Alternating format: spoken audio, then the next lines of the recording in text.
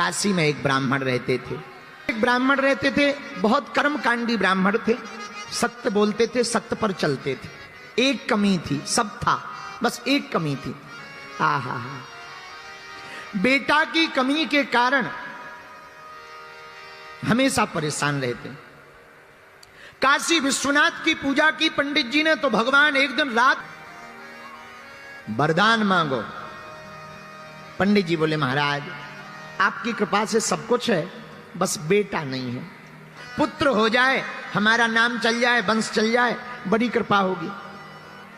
भगवान बोले कैसी संतान चाहते हो? भोले बाबा बोले कुपुत्र चाहे। तो पंडित जी बोले दोनों में अंतर बताओ। तो भगवान शंकर बोले पंडित जी एक है सुपुत्र, अगर तुम्हें सुपुत्र होगा तो कम दिन तक जिएगा, लेकिन कुपुत्र होगा तो बहुत दिनों तक जिएगा। अब बताओ तुम तो ये सुपुत्र। बोले महाराज अगर सुपुत्र मांगे तो कितने दिन रहेगा? बोले बेटा तो होगा, 6 साल नहीं जी पाएगा, मात्र 5 साल। ब्राह्मण ने सोचा कुपुत्र लेने से क्या फायदा, कुपुत्र हो जाएगा तो रोते ही रहेंगे। चलो अब शंकर जी प्रकट हो ही गए, बेटा का सुख मिल जाए, गोद में खिला लें, 5 साल ही सही। हे भोले बाबा आप तो हमें सुपुत्र दे दो। भोले बाबा ने कहा तथास्तु। भोले बाबा चले गए। अब ब्राह्मण बेचारा रोज ओम नमः शिवाय ओम नमः शिवाय जप करने लगा। धीरे धीरे समय आया और भगवान की कृपा से 1 साल बाद एक बेटा हो गया। तो खुश भी हो और दुखी भी हो, रोए भी और हंसे भी।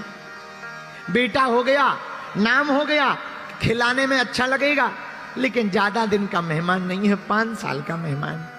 तो बार बार रोवे, याद आवे तो रोवे, बेटा को गोद में ले। इसी टेंशन में कब 4 साल बीत गए। अब धीरे धीरे 5वां वर्ष लग गया। अब ब्राह्मण अपना दुख भी किसी को नहीं सुना सकते और किसी को बताएं तो लोग हंसे। इसी टेंशन में दिन न रात सूख गए, पर दिन न रात ओम नमः शिवाय नमः शिवाय। तो भागे भागे संतों के पास पंडित जी गए।